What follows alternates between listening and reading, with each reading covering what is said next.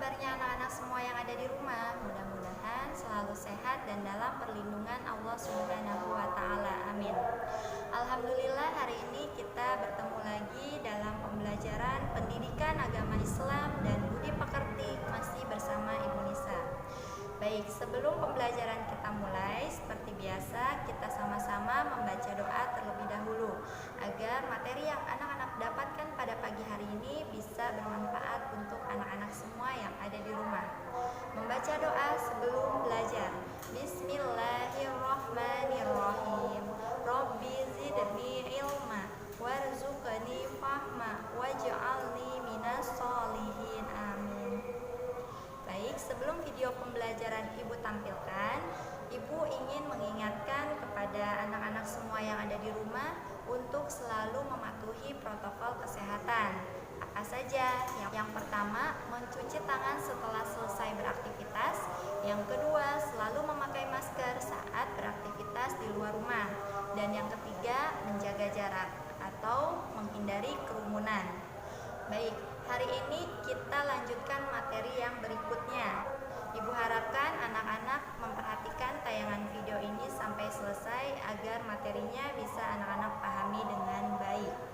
Untuk lebih jelasnya, Ibu akan tampilkan tayangannya berikut ini. Anak-anak Ibu sekalian, tidak terasa waktu terus berjalan dan kita sudah masuk pelajaran bab kelima yang berjudul Jiwa Lebih Tenang dengan banyak melakukan sujud, materi kelas 8 semester 1. Mari renungkan. Sujud merupakan satu bentuk kepasrahan dan penghambaan diri kepada Allah Subhanahu wa Ta'ala. Pada saat kita sujud, maka dahi, telapak tangan, kaki, dan lutut semua menempel ke tanah atau alat sujud. Inilah posisi paling ideal sebagai bentuk kepasrahan, ketundukan, dan kepatuhan total kepada Allah Subhanahu wa Ta'ala. Pada video ini, kita akan membicarakan sujud-sujud yang dilakukan di luar rukun sholat, seperti sujud syukur, sujud sahwi, dan sujud tilawah. Sujud syukur adalah sujud yang dilakukan ketika seseorang memperoleh kenikmatan dari Allah Subhanahu wa Ta'ala atau telah terhindar dari bahaya. Untuk mengungkapkan syukur sering kita hanya dengan mengucapkan kata Alhamdulillah. Ternyata di samping mengucapkan hamdalah, kita juga diajarkan cara lain mengungkapkan syukur, yaitu dengan sujud syukur. Dasar hukum sujud syukur. Bismillahirrahmanirrahim. An Abi Bakrata anna Nabiyya sallallahu alaihi wasallam kana idza atahu amru yasurruhu aw busyra bihi kharra sajidan syukran lillah. Rawahu Abu Daud wa Tirmidzi. Arti lengkapnya adalah sebagai berikut. Dari Abu Bakrah, sesungguhnya apabila datang kepada Nabi Shallallahu Alaihi Wasallam sesuatu yang mengembirakan atau kabar suka, beliau langsung sujud bersyukur kepada Allah. Hadis diriwayatkan oleh Abu Daud dan Tirmizi. Berikut ini adalah sebab-sebab melakukan sujud syukur. Dari ilustrasi gambar dapat dipahami bahwa sujud syukur dilaksanakan apabila mendapatkan nikmat dari Allah Subhanahu wa Ta'ala, seperti diberi kemudahan dan keselamatan dalam melaksanakan ibadah haji. Yang kedua, terhindar dari bahaya atau bencana yang ketika itu terjadi, maka segeralah untuk melakukan sujud syukur tanpa menunda-nunda. Contoh, selamat dari gempa, kebakaran, dan lain-lain. Nah, jadi kamu sudah mengerti bukan sebab kita melakukan sujud syukur. Lalu bagaimana ya cara sujud syukur itu sendiri? Yang pertama adalah kamu menghadap ke arah kiblat, lalu berniat untuk melakukan sujud syukur dan membaca doa. Sementara itu lafaznya adalah sebagai berikut. Bismillahirrahmanirrahim. Subhanallah, Maha suci Allah, walhamdulillah. Segala puji bagi Allah, wala ilaha illallah, dan tidak ada Tuhan selain Allah, wallahu akbar, dan Allah maha besar, wala haula wala quwata, dan tiada daya upaya dan tidak ada kekuatan illa billahil aliyil azim, kecuali atas izin Allah yang maha tinggi lagi maha agung. Berikut ini adalah hikmah sujud syukur. Yang pertama adalah orang yang melakukan sujud syukur akan terhindar dari sifat sombong atau angkuh. Kemudian memperoleh kepuasan batin berkaitan dengan anugerah yang diterima dari Allah Subhanahu wa Ta'ala dan merasa dekat dengan Allah sehingga memperoleh bimbingan dan hidayahnya serta mendapat tambahan nikmat dan selamat dari siksanya. Sujud yang kedua adalah sujud sahwi. Apakah yang dimaksud dengan sujud sahwi? adalah sujud yang dilakukan karena lupa atau ragu-ragu di dalam sholat. Sujudnya 2 kali dan dilakukan setelah membaca tahiyat akhir sebelum salam. Berikut ini adalah dasar hukum sujud sahwi terdapat dalam sebuah hadis. Bismillahirrahmanirrahim. An Abi Sa'id al-Khudri qala an-nabiyyu sallallahu alaihi wasallam, "Idza syakka ahadukum fi salatihi falam yadrikum salat thalathan aw arba'an, falyatrahi syakka wal yabni ala mastayqana thumma yasjudu sajdataini qabla ayyusallima." Rawahu Ahmad wa Muslim.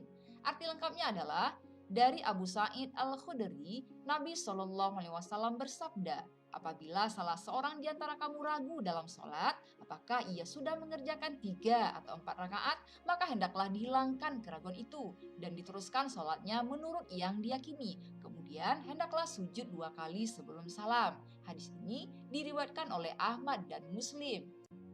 Sebab-sebab melakukan sujud sahwi.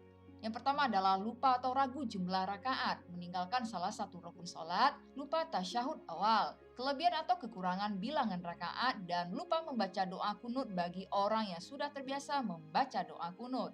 Nah, untuk kasus rakaat kurang, apabila pada saat sholat ada yang mengingatkan bahwa rakaat sholat kita kurang, maka harus segera berdiri, takbir dan melengkapi jumlah rakaatnya, baru kemudian melakukan sujud sahwi.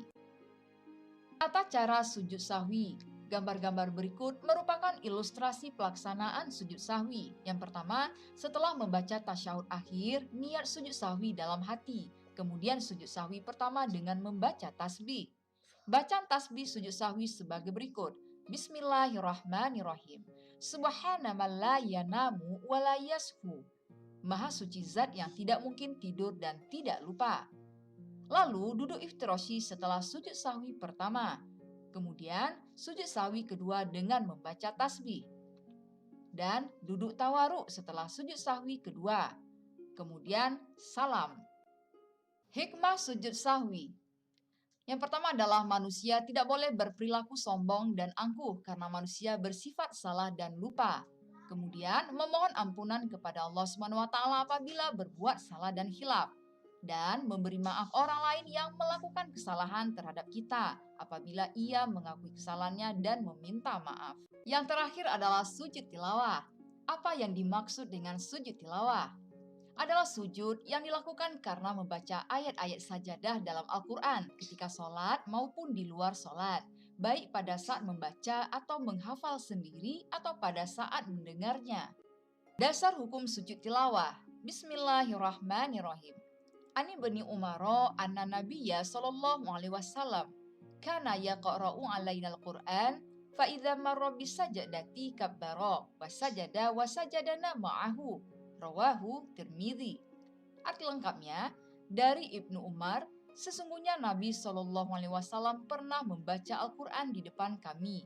Ketika bacanya sampai pada ayat sajadah, beliau takbir lalu sujud, maka kami sujud bersama-sama beliau. Hadis diriwayatkan oleh Tirmizi. Sebab-sebab melakukan sujud tilawah sebagai berikut. Sujud tilawah dilakukan karena pada saat membaca atau mendengarkan bacaan Al-Quran, menemukan ayat-ayat sajadah baik pada saat sholat maupun di luar sholat. Adapun ayat-ayat sajadah yang ada di dalam Al-Quran berjumlah 15, yaitu sebagai berikut. Yang pertama adalah surat Al-A'raf ayat 206, Ar-Ra'd ayat 15, An-Nahl ayat 49, Al-Isra ayat 109, Al-Hajj ayat 18. Quran surat Maryam ayat 58, Al-Hajj ayat 77, Al-Furqan ayat 60, An-Naml ayat 25, As-Sajdah ayat 15, Surat Shad ayat 24, Al-Fussilat 38, An-Najmu ayat 62, Al-Insyiqaq ayat 21, dan terakhir surat Al-Alaq ayat 19. Syarat sujud tilawah. Yang pertama, suci dari hadas dan najis, menghadap kiblat dan menutup aurat. Rukun sujud tilawah sebagai berikut. Yang pertama adalah niat takbiratul ikram. Sujud 1 kali dengan diawali bacaan takbir, lalu duduk setelah sujud dengan tumak ninah tanpa membaca tasyahud, dan diakhiri dengan salam. Tata cara sujud tilawah terbagi atas 2. Yang pertama di dalam sholat. Ketika sholat bila mendengar atau membaca ayat sajadah langsung sujud, kemudian melanjutkan sholatnya kembali. Apabila dilaksanakan di luar sholat, dimulai dengan niat, takbiratul ihram, sujud, duduk, dan salam. Nah, lafaznya sebagai berikut. Bismillahirrahmanirrahim. Sajada wajhiya lilladzi khalaqahu wa syaqqa sam'ahu wa basarahu bihaulihi wa quwwatihi. Artinya, aku bersujud kepada Tuhan yang menjadikan diriku, Tuhan yang membukakan pendengaran dan penglihatan dengan kekuasaannya. Hikmah sujud tilawah. Yang pertama adalah dijauhkan dari godaan setan, lebih menghayati bacaan dan makna Al-Quran yang sedang dibaca, dan mendekatkan diri kepada Allah Subhanahu wa Ta'ala. Demikianlah pembelajaran kita tentang sujud. Mari kita tutup dengan membaca hamdalah. Alhamdulillahirabbil alamin. Bagaimana anak-anak, sudah lihat tayangan videonya? Mudah-mudahan materinya bisa anak-anak pahami dengan baik. Amin. Anak-anak jangan lupa tugas hari ini dikerjakan. Tugasnya ada 2. Yang pertama tugas dari LKS, yang kedua tugas dari kuis. Ibu harapkan anak-anak mengerjakan semua tugas-tugasnya. Tetap semangat ya. Anak-anak, apabila ada yang ingin ditanyakan terkait tugas yang ibu berikan, bisa bertanya melalui nomor WhatsApp yang ada di bawah sini. Dari Ibu cukup sekian, terima kasih. Wassalamualaikum warahmatullahi wabarakatuh.